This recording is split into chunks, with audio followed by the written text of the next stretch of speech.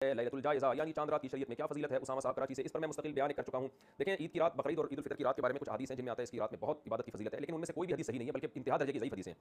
लेकिन अब चूंकि कसरत से हैं तो बाज़ उलमा इस तरफ गए हैं कि इतनी सारी हदीसें दर्जे हसन तक पहुंच जाती हैं, और दूसरी बात ये कि फ़ज़ाइल में ज़ईफ़ हदीसें भी चलती हैं, तो इसलिए बहुत से उलमा इस तरफ गए हैं कि भाई इस रात में इबादत करनी चाहिए, ईद की रात और बकरीद की रात में, फ़ज़ीलत की रात है। लेकिन बाज़ मुहक्किकीन इस तरफ गए हैं कि एक तो रिवायतों में ज़ोफ़ बहुत ज़्यादा है, दूसरा वो क़यास के भी खिलाफ है। क़यास के खिलाफ इसलिए है कि देखिए, शरीयत का एक हुक्म, शरीयत का एक मिजाज ये है कि जैसे ही सूरज गुरूब होता है, इस्लाम कहता है इफ्तार में जल्दी करो। क्यों? कि अब रोजे का टाइम खत्म हो गया। इसी तरह जैसे ही चांद नजर आया, तरावी खत्म, क्योंकि रमजान के अहकाम जो थे वो खत्म। इसी तरह नबी सल्लल्लाहु अलैहि वसल्लम ईद उल फितर के दिन नमाज से पहले कुछ मीठा खाया करते थे। इसमें यही हिकमत थी, ये बताने के लिए कि आज हमारा रोजा नहीं है। तो इससे पता चलता है जब रमजान जाता है तो अपने तमाम लवाजिमात के साथ जाता है। तो रातों की इबादत की जो फजीलत थी रमजान की, रमजान जाते ही वो फजीलत भी खत्म हो गई, और दिन में रोजे की जो फजीलत थी रमजान जाते ही वो रोजे की फजीलत भी खत्म। यही वजह है कि नबी सल्लल्लाहु अलैहि वसल्लम पहल कर रहे हैं। हालांकि बकरीद में आप जल्दी नहीं खाते थे, लेकिन ईद उल फितर में आप इससे पहले कुछ खाते थे। इसमें बड़ी हिकमत ये है कि भाई अब रोजा खत्म हो चुका है, अब तो खाने में जल्दी करनी है। तो इसका तकाजा ये है कि ईद की जो रात है वो आराम की रात हो, और वो जो रमजान में एक पूरा अल्लाह ने हमसे इबादत करवाई और उसकी रातों को लोग लैलतुल क़द्र में जागे और रमजान की रातों को इबादत किया, तो वो इबादत का टाइम खत्म हो चुका है। अब ये रात एक नॉर्मल रात की तरह है।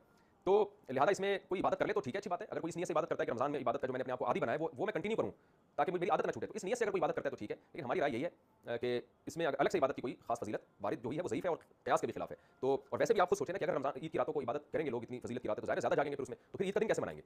यानी ईद तो इस्लाम में सुबह शुरू होती है ना, सुबह सुबह अगर आप थके थके होंगे तो वो ईद का दिन तो आपका वो थकावट में गुजरेगा फिर। तो ये सब चीज़ें कि यानी एक इश्कालात होते हैं उन उस कौल पर जो कहते हैं कि ईदैन की रातों में इबादत करनी चाहिए। तो इस्लाम में दिन जो है, रात जो है वो दिन के ताबे होती है।